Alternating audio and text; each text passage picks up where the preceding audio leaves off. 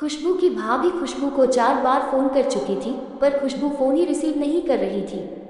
बाद में जब खुशबू किचन से बाहर आई तो देखा उसकी भाभी के 4 मिस कॉल है लगातार। ये देखकर वह घबरा गई, क्योंकि उसकी भाभी को पता होता है कि अगर खुशबू 2 बार में फ़ोन नहीं उठाती है तो इसका मतलब यही है कि वह अपने काम में व्यस्त है और या फिर फ़ोन से दूर है। अब खुशबू का मन घबरा रहा था, क्योंकि भाभी के 4 फ़ोन लगातार आने से उसे टेंशन हो गई थी, क्योंकि खुशबू की मम्मी की तबीयत इन दिनों ठीक नहीं चल रही थी। अभी 2 दिन पहले ही खुशबू अपनी मम्मी से मायके में मिलकर आई थी। फिर भी खुशबू ने हिम्मत करते हुए अपनी भाभी को फ़ोन लगाया, और फ़ोन जैसे ही भाभी ने उठाया तो खुशबू को रोते हुए कहा, दीदी मम्मी जी हमें छोड़कर चली गई है। रात को अच्छे से सोई थी, सुबह आपके भैया और मैंने खूब उठाने की कोशिश की पर वह नहीं उठी। तब हमने डॉक्टर साहब को बुलाया, फिर उन्होंने बताया कि मम्मी जी अब नहीं रही। दीदी आप जल्दी से घर आ जाओ। इतना सुनते ही खुशबू की आंखों से आंसू बहने लगे। पापा तो पहले ही उसे छोड़कर जा चुके थे और अब उसकी माँ भी नहीं रही। खुशबू तो बिल्कुल बेहाल हो चुकी थी। अब खुशबू ने रोते रोते यह बात अपने पति को बताई तो उसके पति ने उसे संभाला और उसे जल्दी से कार में बिठाकर मायके ले गया। खुशबू जैसे ही अपने घर पहुंची तो अपनी माँ के शरीर को देखकर उससे लिपट गई और खूब रोई। आखिर में विनय ने उसे किसी तरह समझाया और माँ का अंतिम संस्कार किया।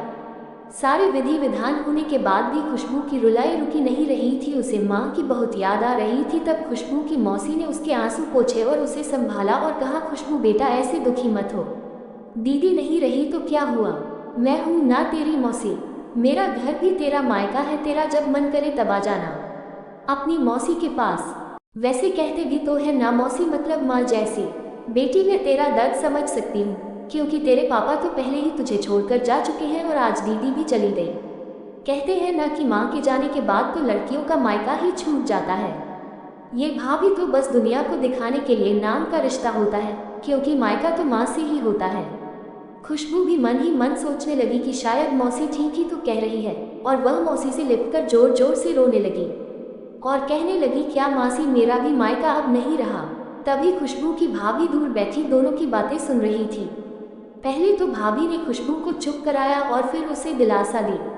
फिर भाभी ने मौसी से कहा कि मौसी जी आपने ऐसे कैसे कह दिया कि मायका केवल माँ से ही होता है।